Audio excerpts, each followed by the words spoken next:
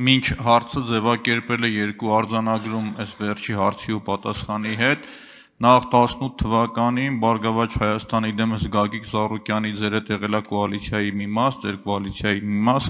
այդ բոլոր ժամանակների կաշառակեր թե կաշառք տվող մարդու անունը, որ տալիս եք անհասկանալի է, ու նաև ես ուզում եմ բարձրաձայնեմ, որ այստեղ պետք է նստած լիներ 4-րդ ֆրակցիան, որը նստած չի։ Հիմա ես ուզում եմ հարցը ձևակերպել, երկու հարց ունեմ ես, խոսքեցիք այս նոր տնտեսական պրոյեկտների, տրանսպորտային համակարգի, երկաթգծի վերաբերյալ։ Տեսեք, 19 թվականին Ռուսաստանը, Ադրբեջանը եւ Թուրքիան պետական երկաթուղիները եռակողմ համագործակցության հուշագիր են ստորագրել։ Նպատակը ռուսական բերումների փոխադրումն էր։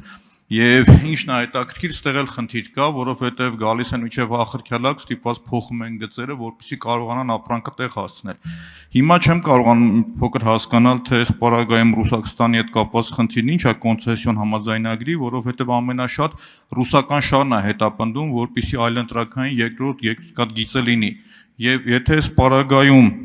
այս պարագայում ռուսական կողմից մերժում լինի, չընդունեն ձեր առաջարկությունը կոնցեսիոն կառավարումը հանձնելու երրորդ երկրի կամ հետ Հայաստանին, որն է լինելու ձեր քայլը, որն է լինելու Հայաստանի քայլը, եւ դրա հաջորդ մյուս հարցը, որ ունեմ, տարածաշրջանային տնտեսական այս պրոյեկտներին մասնակից դառնալու համար Հայաստանը պետք է արդիականացնի ենթակառուցվածքները եւ նորովի նորերը կառուցի։ Հիմա մենք գիտենք ինչ գումարի մասին է այդ խոսքը, նույն տրիպի շրջանակում, երկաթգծի շրջանակում, որտեղից ենք վերցնելու այդ փողը ու կա տնտեսական հաշվարկ, այսինքն տարեկան եկամուտ Հայաստանը ինչ է հետապնդելու այս տնտեսական պրոյեկտների հետ կապված։ Շնորհակալություն։ Նախ եթե կոալիցիային անդրադառնանք, ինչ է գնում բացական մարդկանց մասին խոսում, ներկաների մասին խոսացեք, 1-2 եղել է նախարար մեր կառավարությունում, եղել է մարզպետ մեր կառավարությունը, ինչ կապ ունի դա։ Կամ հիմա եթե ասելով է, այստեղ 4-րդ ֆրակցիան պետք է լիներ, եթե տենց ասելով է, ընդհանրապես դուք պետք է չլինեիք։ Այսինքն, բա ինչի պետք է անալներ, եթե տենց ասելով է, տենց բան ենք անում, մոտավորապես աչքաչափով 4-րդ ֆրակցիան պետք է լիներ, հա։ Էդ եմ ասում, էլի։ Դա մենք միայն ուրախ ենք։ Երևում է, որ դուք արդեն փոշմանել եք, մեզ պետք չի փոշմանելու մասին մեզ զգուշացնել։ Ինչ վերաբերվում է Հայաստանի մտադրություններին, Հայաստանի մտադրությունը կառավարության ծրագրում հստակ շարադրված է։ Ես ասում եմ, չկա տենց տարբերակ։ Այսինքն մենք պետք է զրկված լինենք մեր սեփականությունը տնօրինելու իրավունքի, չի կարա այդպիսի բան լինի։ Չի կարա այդպիսի բան պարզապես լինի։ Մենք առաջարկում ենք բարեկամական լուծում, եւ մենք պետք է հասնենք լուծման։ Հայաստանի Հանրապետության երկաթուղին Հայաստանի Հանրապետության սեփականությունն է, սեփականություն։ Սեփականություն գիտեք ինչ նշանակում։ Նշանակում է, որ մենք կարանք դա տնօրինենք այնպես, ինչպես մենք ուզում ենք։ Մենք հիմա ասել ենք, ինչպես ենք ուզում տնօրինենք, եւ մենք կտնօրինենք այնպես, ինչպես ուզում ենք։ Դրա համար կա Հայաստանի Հանրապետությունում իրավասու մարմիններ կան, կառավարություն կա, որը կարող է որոշում ընդունի, ազգային ժողով կա, որը կարող է օրենք ընդունի, բայց մենք չենք ուզում գնանք այդ ճանապարհով։ Բայց եթե պարզվի, որ չկա ոչ մի տարբերակ, կգնանք այդ ճանապարհով։ Այսինքն ստեթևեթելու ինչ կա։ Այսինքն մենք մեր պատմական հնարավորությունը պետքա զոհաբերենք հանուն ինչի։ Հանուն ինչի պետքա զոհաբերենք։ Այսինքն ինչ հարց կա այդտեղ, ես տասնյակ անգամ սրա մասին ասել եմ։ Մի հատ էլ լրացուցիչ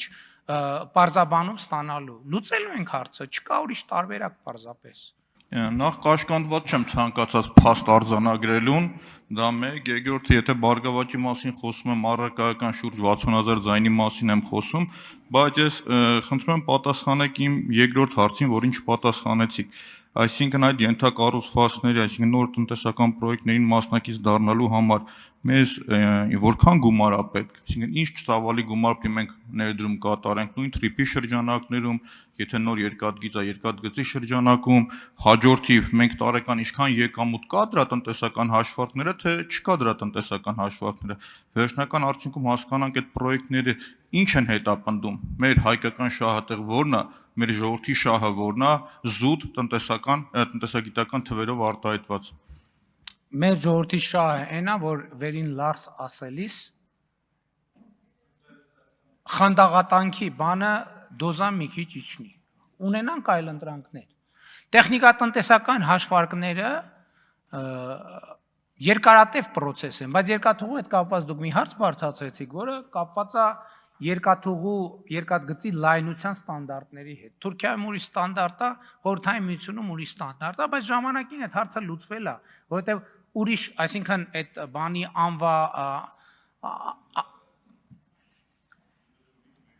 այսինքն այդ անիվների լայնությունը բանի լոկոմոտիվային կամ ինչ որ բանով փոխվում է, այսինքն խելամիտ չի մտածել, որովհետև եթե նույնիսկ մեր տարածքում դա ինչ որ ձևով փոխենք, մեկը շահունակությունը այն մյուս ստանդարտով է, եւ հետեւաբար